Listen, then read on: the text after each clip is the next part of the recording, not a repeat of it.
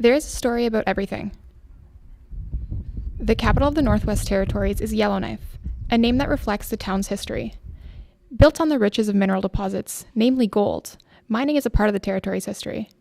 Mining operations in the mid-1900s released a fine, toxic dust into the atmosphere, arsenic trioxide.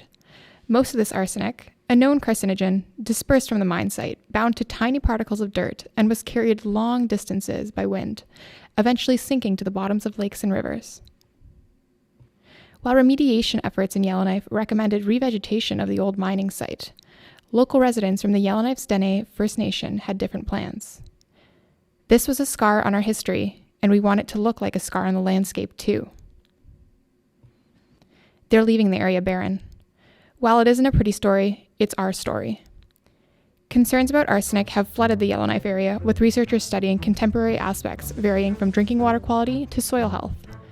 While understanding modern conditions is great, it isn't the whole story. So how do we put ourselves back in the 1950s? Or even earlier? Picture a time machine.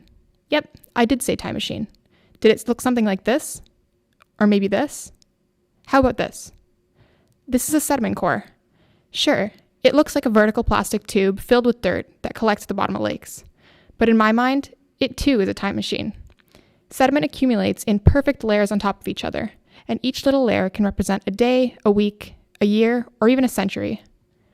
Every time new sediment deposits, it incorporates everything that's going on in the environment around it and preserves that information in its tiny particles. Let's take arsenic, for example, our toxic metal of concern. How do we know if the measurements we're taking today are really representative of this lake? How do we know arsenic concentrations weren't higher in the past, like when the mine was operating? Or what about before? We call those past conditions the natural range of variation, and they describe what conditions were like before industrial projects began.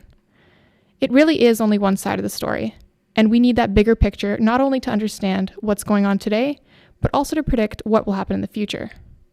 The Earth is always telling us a story, and it's up to us to hear what it's trying to say. Rising temperatures, drought, forest fires, flooding, decreased snow cover, and shrinking ice sheets. Our Earth is changing. Are you listening?